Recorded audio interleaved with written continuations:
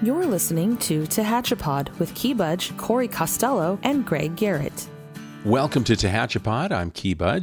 Today we've got a special show where we are going to talk to the Kern Council of Governments Executive Director, Ahron Hakimi. Ahron will be talking with Greg Garrett, Corey Costelloe, and Jay Schlosser. They're going to talk about what Kern Council of Governments, or KernCog, is, what it does for our community and our region. So they had a great conversation, talk about the planning, transportation, different projects, grant funding, how things work. I think you'll find it very interesting. Let's head to that conversation now. You're listening to TehachaPod.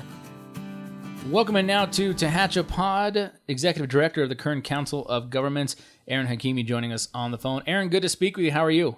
I'm fine. Working from home today. All right. Well, appreciate you taking some time to join us, and we've got a lot of things planning and transportation-wise that we want to talk about. But first and foremost, I think a lot of the folks listening might be familiar with KernCog, but some might not be. So explain real quick just what the Kern Council of Government is and what it does for the folks in Tehachapi and Kern County. Sure. Kern Council of Governments is a federally designated metropolitan planning organization. We're also a state-designated regional transportation planning agency. And what does that mean? We're responsible for the transportation planning in the entire county of Kern. The federal designation is for areas over 50,000 in population, so there's about 400 MPOs in the United States.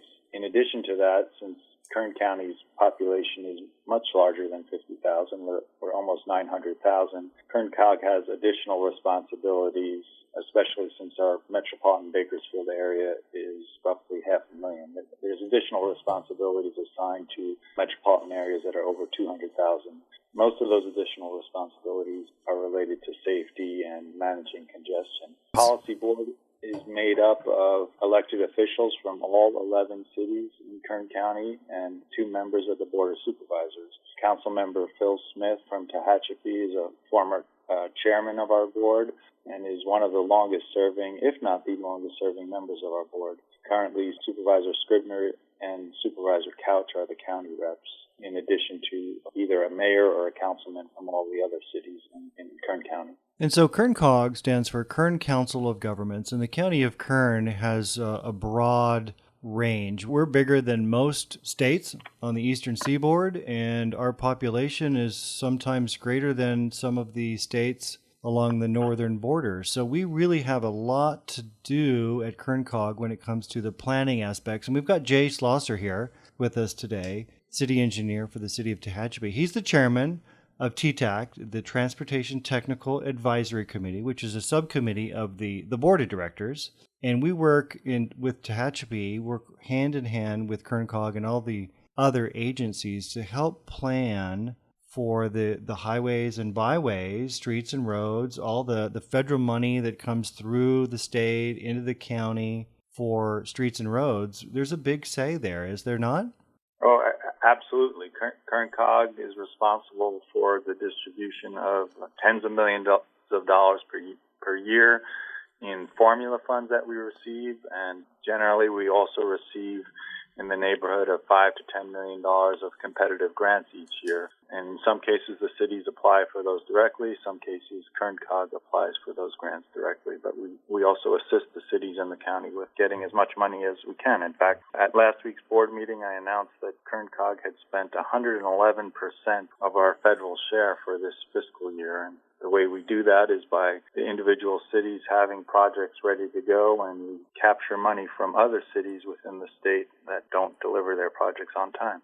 I think that a lot of people would be surprised to know how much planning goes into how money from the federal government and the state government is distributed and utilized. A lot of times we drive around and we go, who thought of this? And I would say Jay. But the reality is that there's an extensive network of planning that occurs from the moment Congress says spend this money to the moment in which a contractor lays a piece of new asphalt. And KernCog is one of those sort of quiet behind-the-scenes agencies that is made up, of a political body, but then also made up of folks like myself who are the on-staff experts at a given city or a different community that are paying attention to the way our roads look and what's working and what's not working, and then trying to, spend that money in an intelligent way to move forward our infrastructure. It's really quite a machine. It involves Caltrans on a pretty extensive level, at least here in California it does.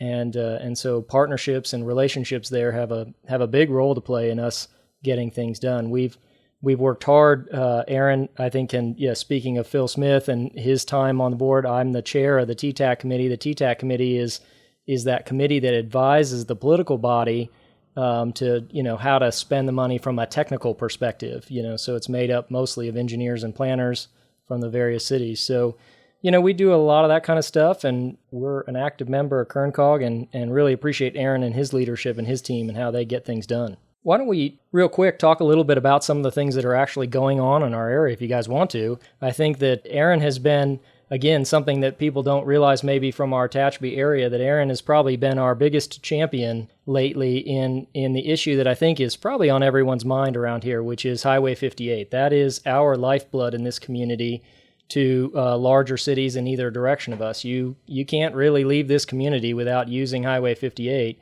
typically to Bakersfield or to the Central Coast or up into the mountains, or taking 58 out towards the desert if you're heading to LA or Las Vegas or up to Mammoth, or that road is really key to just our daily lives here in Tehachapi. And so if you drive it, around here that we've struggled in the last few years. It's a major freight route. Maybe just real quick, some statistics you guys might be interested in knowing is that over 30% of the vehicles on 58 on a given day are big rigs, are trucks.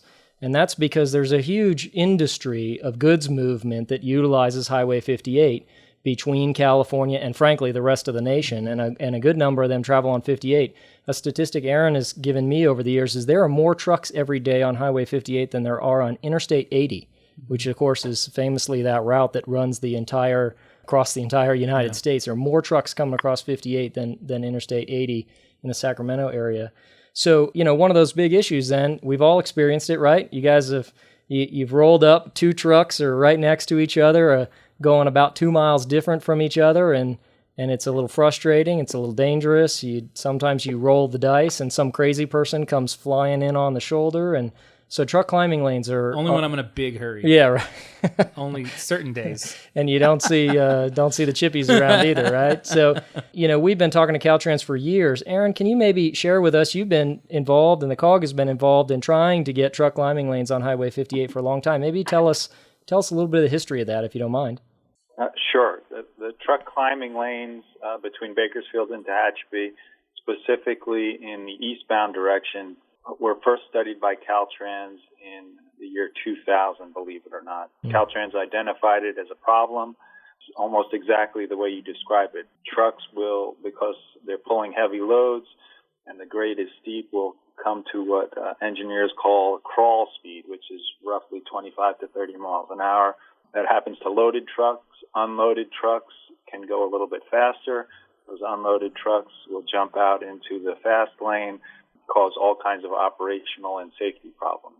So Caltrans identified it, wrote a report 2000. KernCog and Caltrans and many members of KernCog have pushed Caltrans for 20 years now to build truck climbing lanes. In the last 4 or 5 years, I've renewed that push. Caltrans agreed to redo some planning and engineering documents, and KernCog also offered several $1 million to do environmental work on that corridor, but we still don't have a completed truck climbing lane project, which is extremely frustrating to me, to our elected officials, and to the people who live in Tehachapi, who many go back and forth on that route every day. The biggest factor on why it hasn't been done is the lack of money, unfortunately. So what does that look like?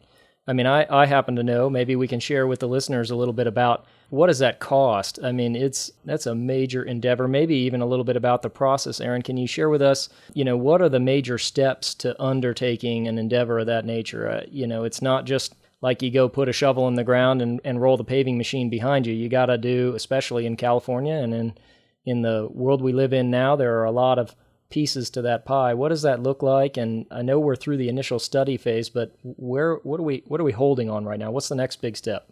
Well, let me back up a little bit, but you're right. The first part of the process is identifying where the problem is. We've certainly gotten past that point. We've done some preliminary engineering and identified 3 locations where the grade is the steepest. Caltrans has studied that going back 20 years and then refreshed their documents. The next step would be to start assessing the environmental impacts of those three locations, the environmental impacts of widening the road in those 3 areas. And as many of you know, that there's a lot of wildlife in the area. There could be some endangered species, both plant and animals in the area.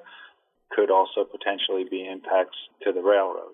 So next phase would be to do an environmental assessment of the impacts of the project and at the same time start designing the project, actually preparing the plans for the project. After that, we would go into right-of-way acquisition if we needed right-of-way, and I believe we will likely need some right-of-way for that. And then the final phase would be actually building it.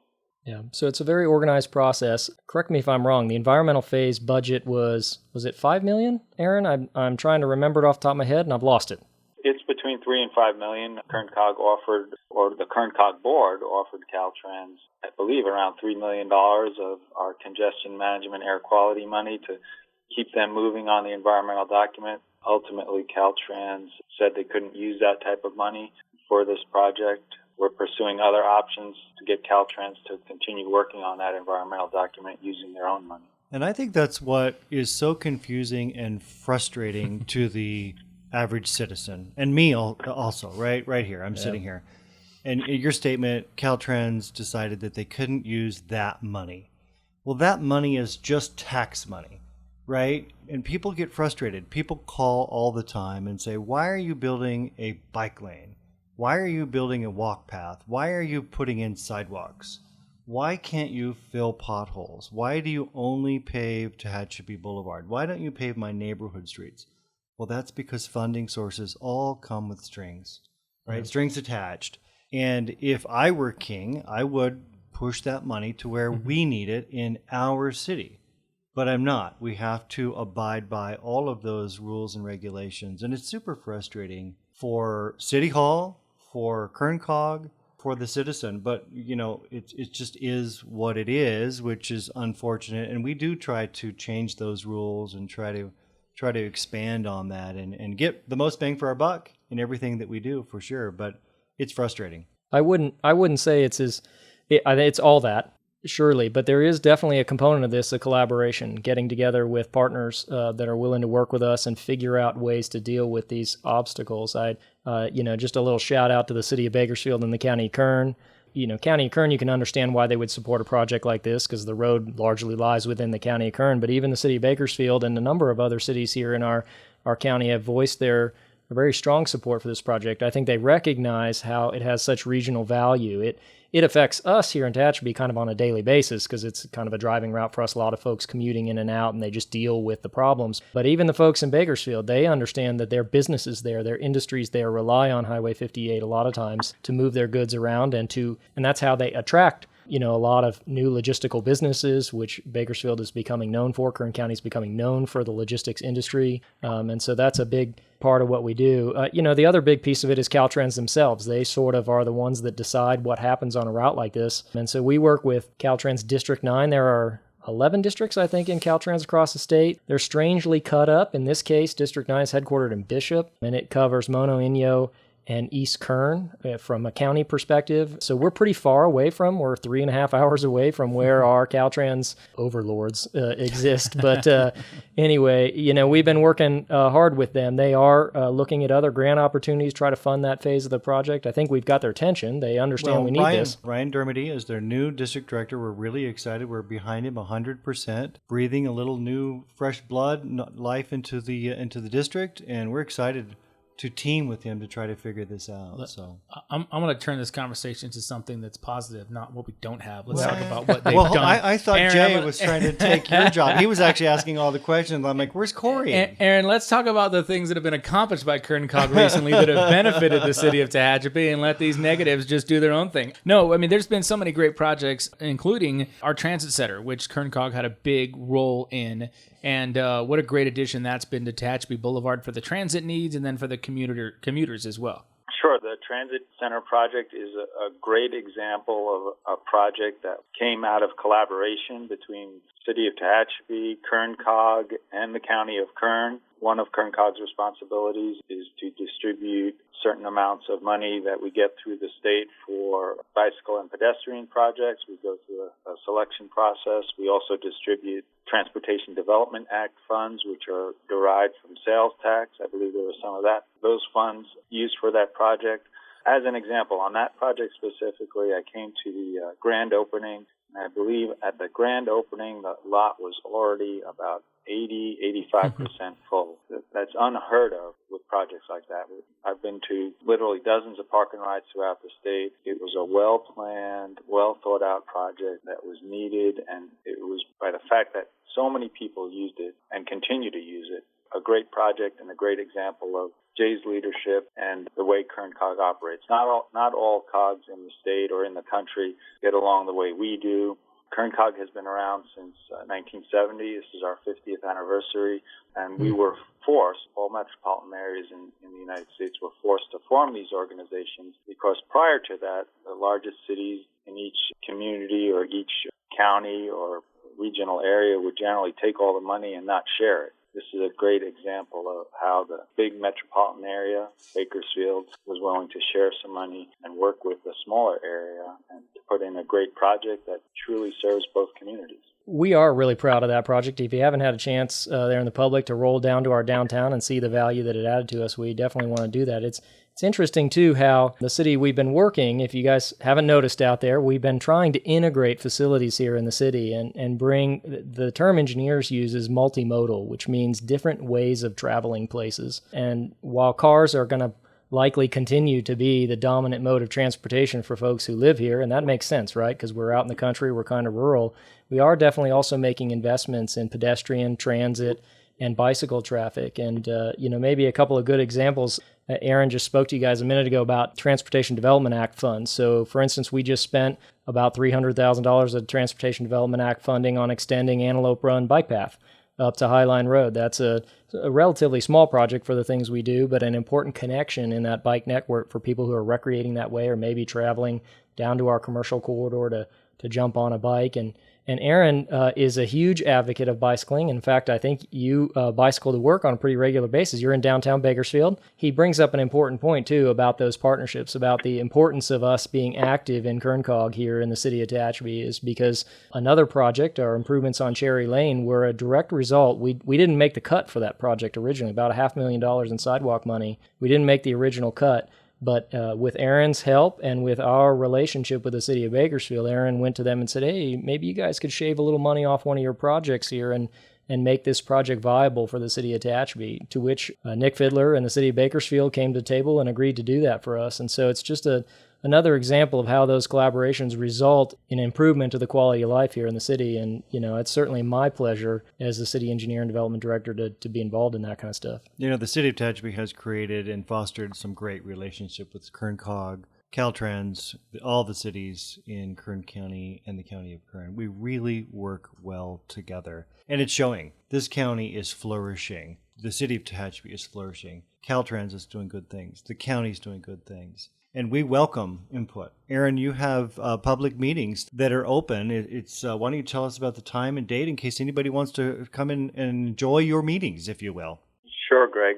We meet the third Thursday of every month in downtown Bakersfield at the Crest Building. Lately, our meetings have been available to the public by either coming to the meeting or they can dial in or log into a website because of COVID. But that brings up a great point. We really value input from the public. We have interactions with thousands of people a year. We go to the Kern County Fair each year. And it brings up a great point that Jay just touched on. The transportation planning process is a bottoms-up process where we get input from the people, and what they tell us overwhelmingly is fill the potholes, maintain what we have first, and then do the nice-to-have things like bike paths. But we are clearly focused on maintaining and fixing it first, fixing and completing what we have before we move on to other types of projects like the bicycle paths and new freeways or new roads.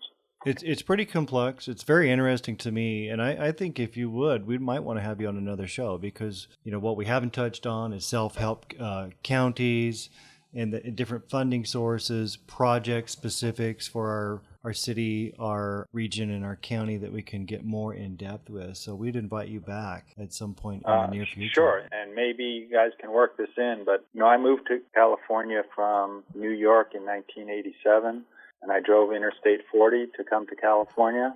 When I came into Barstow, I ended up on a little 2-lane road, and I was like, what the hell is going on here? Been in the States since the East Coast, and then I'm on a 2-lane road. And then I get a little bit past Barstow, and I'm on a freeway, then I'm on a 2-lane road. In the last 30 years, we've made huge progress on what I call the Interstate 40/58 corridor. There's a few pieces left. One of them is the stretch between Bakersfield and Tehachapi. Another stretch is the area around California City, which, believe it or not, is still not a full freeway. So we still have some work to do on that corridor. I think we're just about done. So, Ahron, is there anything that you would like to leave our listeners with from your perspective? Please drive safely, keep your speeds down. There's been a lot of reports recently of less traffic out there and speeds are going up and up. I'm hyper-focused, and I've made some comments recently that Caltrans is not focusing enough on safety. I've used the truck climbing lanes as an example repeatedly, but people can unfortunately continue to die on our roads, and we're doing our best to make as much progress as quickly as we can on our roads to keep those accidents from happening. All right. Well, thanks, Ahron. We appreciate you joining us. And like we said, there's so much more to talk about. We'll get you on another episode to talk more specifics of projects. And thanks so much for your time. We appreciate it. My pleasure. You're listening to TehachaPod. You've been listening to TehachaPod. I'm Key Budge. That was Corey Costelloe, Greg Garrett, Jay Schlosser, and Ahron Hakimi from Kern. So we hope you enjoyed the show. If you've got an idea about a future episode of TehachaPod, send us an email, media@TehachapiCityHall.com. We'll take a look, and if we can make it happen, we will. We've got some great shows that are coming up. We hope you enjoy what we're doing, how we're bringing you information as you commute back and forth from Tehachapi. Until next time, I'm Key Budge, and this is TehachaPod. TehachaPod is a conversation about Tehachapi designed for the people who live here or who would like to know more about this mountaintop community. If you have a question you would like answered, email media@TehachapiCityHall.com. We will try to answer it on a future episode of TehachaPod.